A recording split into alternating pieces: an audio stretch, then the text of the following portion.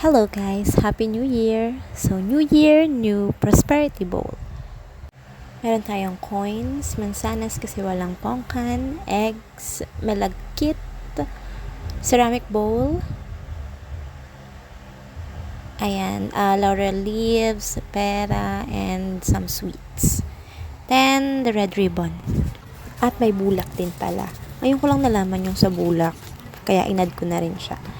So, bulak muna yung nasa ilalim bago yung malagkit rice. Dati ang ginagamit namin natural lang na bigas, hindi siya malagkit rice. So, ngayon lang ako gumamit ng malagkit. So, ayan, pupunuin mo lang yung bowl. Kaya, medyo maliit lang yung bowl namin, kaya mamaya medyo mag-struggle ako dun sa itlog. Once na flatten na yung malagkit rice, pwede nang ilagay yung mga itlog. Yan, sabi nila 12 eggs kasi nga 12 months a year at kailangan daw pa clockwise, pero iba yung nagawa ko.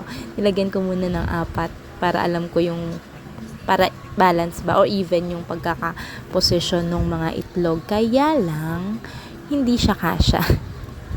At hindi siya nagkasya. So ayan.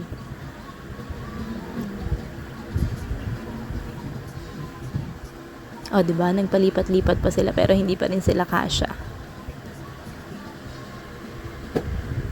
Kaya naman, ilagay na lang natin sa gitna yung 3 itlog.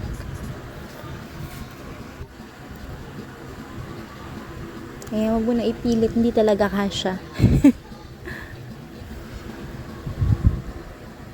Yan, konting ayos-ayos. Baka sakaling kumasya yung isa pero hindi talaga.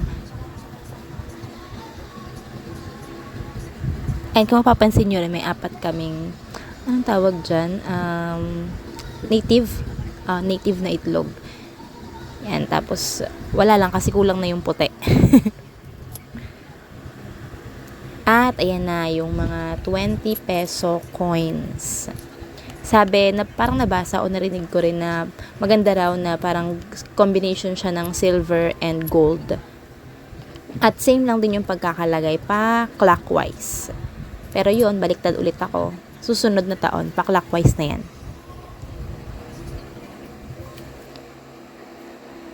Pagkatapos niyan, meron din tayong mga perang papel na may, para dun yung red ribbon. So, ginupit-gupit ko muna yung red ribbon sa 12, kasi 12 din dapat yung perang papel. At ilalagay mo rin siya ng pa-clockwise. Yung iba, 1,000 peso bill, may iba naman na may 1,000, 500, 200, 150. Depende yata sa'yo kung ano yung available. So, sa amin meron kaming 10 na 100 peso bills at 250. Ang isusunod natin ay yung laurel leaves na kailangan 12 pieces din. So, ilalagay lang siya dun sa likod ng bawat itlog.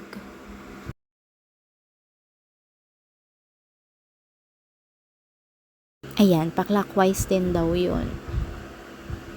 Fairness, tama ako na clockwise tong pagkakalagay ko rito.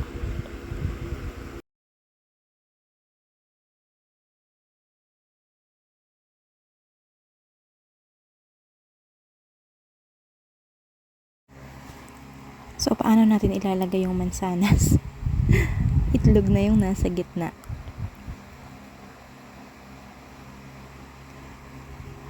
Ayan, at dahil nga maliit lang ang ating bowl, hindi na, parang medyo malaki, sobrang laki naman ng mansanas sa gitna o sa taas, kaya hindi ko na siya inilagay, naglagay na lang tayo ng mga candies.